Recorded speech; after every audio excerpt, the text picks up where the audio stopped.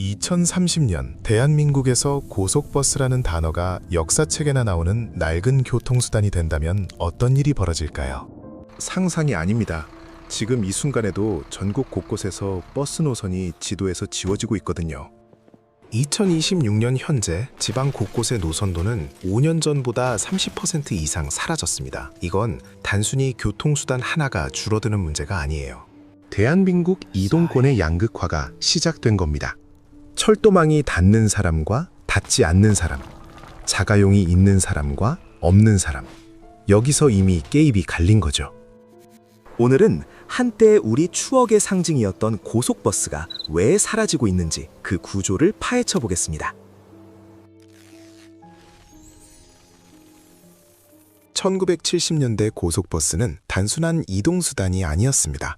휴게소에서 라면 한 그릇 먹고 다시 버스에 오르던 그 문화 자체가 대한민국 중산층의 상징이었어요. 서울에서 부산까지 15시간 걸리던 길이 5시간으로 줄어들면서 생긴 변화는 엄청났죠. 비포장도로에서 먼지 뒤집어 쓰고 차 고장나면 길바닥에서 밤을 새우던 시대가 끝난 겁니다. 지방 사람들이 서울로 일하러 가고 명절에 고향으로 돌아가는 순환의 축이 만들어진 거예요. 그 시절 고속버스 회사를 운영한다는 건 지금의 플랫폼 기업 창업자급 지위였습니다. 한진, 동양, 금호가 이 황금 노선에 뛰어들었고 정부도 미국의 그레이하운드 모델을 들여오면서 적극 지원했어요. 강남 반포동의 서울 고속버스 터미널은 단순한 정류장이 아니라 강남 개발의 상징이자 지방 사람들이 서울에 올라와 처음 마주하는 성공의 관문이었죠. 하지만 여기 함정이 있었어요. 소수 사업자만 면허를 받을 수 있는 폐쇄적 구조였던 겁니다. 외부 경쟁자는 차단되고 그 안에서 안정적 수익만 나눠 가졌죠. 주요 회원사로 굳어진 버스 조합은 막강했습니다.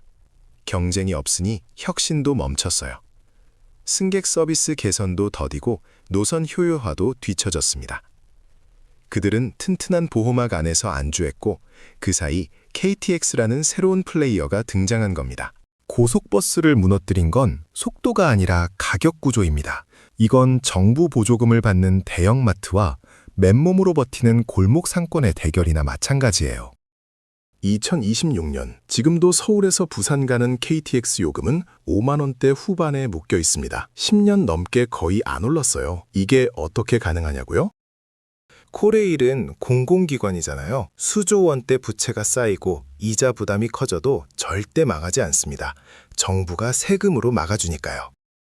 정부 입장에서도 물가 잡으려면 공공요금인 철도 운임 동결이 정치적으로 유리합니다. 표심이 걸려 있으니까요. 반면 고속버스 회사는 어떻습니까? 100% 민간 기업이에요. 기름값 오르고 인건비 오르고 타이어값 오르면 요금 올려야 하는데 소비자는 철도로 갈아타 버리죠. 운송 원가는 치솟는데 요금 경쟁력은 없으니 이건 애초에 불가능한 게임이었던 겁니다. 여기서 결정적인 모순이 생깁니다. 업계에서는 이렇게 말해요. 철도는 국가 보조금이라는 든든한 뒷배를 업고 요금 동결하면서 버티는데 고속버스는 맨몸으로 시장 물가랑 싸워야 한다고요. 처음부터 승패가 정해진 게임이었던 셈이죠. 서울에서 부산 갈 때 KTX는 2시간 반, 고속버스는 4시간 넘게 걸립니다. 그런데 가격 차이는 고작 1만 원 안팎이에요. 할인 시즌이나 특가 구간에선 체감 차이가 더 줄어들죠. 시간 가치를 돈으로 환산해 보세요. 2시간 절약하는데 1만 원이면 대부분의 소비자는 철도를 선택합니다. 소비자는 냉정하거든요. 시간은 2배 걸리는데 가격 메리트가 없다면 당연히 빠른 쪽을 타는 거죠. 이 기울어진 트랙에서 고속버스는 프리미엄 좌석이다, 와이파이다, 영화 상영이다 하면서 고급화 전략으로 버텨봤지만 가격 경쟁력을 잃은 순간 게임은 끝났어요. 철도가 승객 기록을 갈아치우며 호황을 누릴 때 고속버스는 승객 반토막 난 제로섬 게임의 패자가 된 겁니다. 그럼 버스 회사가 무능해서 망한 걸까요? 아니면 애초에 버틸 수 없는 구조였을까요? 경영이 흔들리자 제일 먼저 터미널 부지가 움직이기 시작했습니다. 전남 광양의 한 터미널은 최근 쇼핑몰로 탈바꿈했어요. 강원 원주에서는 터미널 건물이 상업시설로 용도 변경 검토 중이죠. 공간의 변모입니다. 버스가 서던 자리에 이제 상가가 들어서는 노래요. 최근 몇 년 사이 이런 사례가 급증했습니다. 터미널 부지는 대부분 역세권이나 시내 중심부라 부동산 가치가 높거든요. 버스 사업으로 적자 고느니 부지 매각이나 재개발이 훨씬 남는 장사인 거죠. 더 심각한 건 좀비 노선입니다. 서류상으론 운행하는데 실제로는 하루 두세 대 수준이거나 주말엔 아예 안 다니는 곳들이 생겨났어요.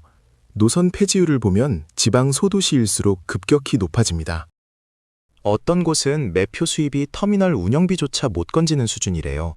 터미널 부지 가격은 오르는데 매표 수입은 떨어지니 폐업 말고는 답이 없죠. 터미널이 사라지면 노선이 사라지고 노선이 사라지면 지역이 고립됩니다. 지방 소도시, 특히 기차가 안 다니는 내륙 산간 지역에선 버스가 유일한 통로였거든요. 그 통로가 막히면서 지역 소멸은 가속 페달을 밟게 된 겁니다. 하드웨어인 터미널이 무너지는 동안 소프트웨어인 인력은 더 심각하게 무너지고 있었습니다. 지금 고속버스 업계가 겪는 건 단순한 인력난이 아니에요. 숙련된 장거리 운전 기술의 단절입니다. 현장에서는 60대면 청춘이라는 말이 나올 정도예요. 젊은 기사를 찾기가 하늘의 별 따기 수준이죠. 업계 통계를 보면 상당수가 고령 기사들이고 20대, 30대는 찾기 힘든 수준입니다. 왜 젊은 세대가 운전대를 안 잡을까요? 답은 간단합니다. 일은 죽어라 하는데 돈은 안 되니까요. 이 일은 단순히 운전이 아니라 교대, 대기, 안전 책임이 묶인 고강도 서비스업이거든요. 근무 시간이 길고 휴식이 불규칙한 데다 심야 운행, 주말 근무가 일상입니다. 남들 쉴 데 없어서 신호 대기 중에 김밥 쑤셔 넣는 수준이에요. 여기에 흥미로운 점이 하나 있습니다. 자율주행 기술이 발전해도 고속버스만큼은 로봇이 대체하기 힘든 영역이라는 거예요. 날씨 변화, 돌발 상황 대응, 승객 안전관리, 응급 상황 판단까지 전부 사람 손이 필요하거든요. 결국 숙련된 인력이 핵심 자산인데 그 자산이 지금 빠르게 소멸되고 있는 겁니다. 그런데 대우는 어떻습니까? 서울 시내버스는 준공영제 덕분에 시에서 적자를 메워주니 조건이 나은 편이에요. 대우도 괜찮은 수준이죠. 하지만 지방이나 시외버스는 처참합니다. 서울 기사보다 월급이 훨씬 낮은 수준이에요. 같은 기술, 같은 책임인데 지역만 다르면 대우가 2배 차이 나죠. 누가 시골에서 버스 몰겠습니까? 지방 기사들은 다 서울로, 수도권으로 떠납니다. 코로나 팬데믹이 결정타를 날렸어요. 승객 줄어서 월급 밀리니까 기사들이 배달 라이더로, 택배기사로 대거 이직했습니다. 플랫폼 노동시장이 열리면서 시간당 효율로 따지면 배달이나 택배가 더 나은 경우가 많았거든요. 코로나 끝났지만 안 돌아와요. 한번 떠난 인력은 다시 안 옵니다. 기사가 없으니 노선 줄이고 노선 줄이니 배차 간격 늘어나고 승객은 더 떠나고 수익 줄어서 월급 더 못 주고요. 이 악순환의 고리를 끊을 방법이 안 보입니다. 그럼 이 시스템 붕괴의 가장 큰 피해자는 누구일까요? 서울 수도권 사는 사람들은 KTX 타고 자가용 타고 SRT 타면 됩니다. 선택지가 많죠. 하지만 지방의 교통 약자들에게 이건 생존의 문제예요. 전북 남원의 한 고3 수험생은 주말마다 전주 학원을 가야 하는데 버스 배차가 줄면서 왕복 4시간이 6시간으로 늘었습니다. 자가용 없는 집은 택시를 쓰거나 아예 포기해야 하죠. 가구당 교통비 지출 비중을 보면 지방 저소득층일수록 부담이 급증하고 있어요. 이동의 기회비용이 계층에 따라 달라지는 겁니다. 경북 영주에서 주말 부부로 사는 한 30대 직장인은 금요일 저녁 고향 가는 버스가 끊겨서 평일엔 아예 가족을 못 만난다고 해요. KTX는 영주역까지만 서고 그 이후론 버스밖에 없었는데 노선이 축소된 거죠. 고향에도 친척, 지인 다 떠나고 고속버스 탈 일도 없어진다는 말이 나옵니다. 지방 소멸과 버스 붕괴는 때려야 뗄 수 없는 관계입니다. 사람이 없어서 버스가 끊기고 버스가 끊겨서 남은 사람들마저 떠나거나 고립되는 악순환이에요. 버스 한 대가 사라질 때마다 지방의 마을 하나가 지도에서 지워지는 것과 다름없습니다. 상황이 이 지경이 되니까 정부도 대책을 내놓긴 했습니다. 하지만 솔직히 말해서 언발의 오줌 누기식이 대부분이에요. 크게 3가지 방향이죠. 첫째, 준공영제 도입입니다. 시내버스처럼 정부가 적자를 메워주자는 건데 천문학적 세금이 필요해요. 서울시만 버스 지원금으로 1년에 수천억을 쓰는데 이걸 전국으로 확대한다? 재정 부담이 어마어마하죠. 국민적 합의가 필요한 문제입니다. 둘째, 역할 재정립이에요. KTX랑 무모하게 속도 경쟁하지 말고 철도 사각지대 연결에 특화하자는 거죠. 관광 수요를 개발하거나 틈새 시장을 노려야 한다는 겁니다. 노선 구조 자체를 재편해서 수익성 있는 구간과 공공성 필요한 구간을 분리하자는 의견도 나와요. 셋째, 수요 응답형 교통입니다. 콜버스처럼 부르면 오는 방식으로 큰 버스 대신 승합차 굴려서 효율 높이자는 건데 이것도 결국 세금으로 운영해야 합니다.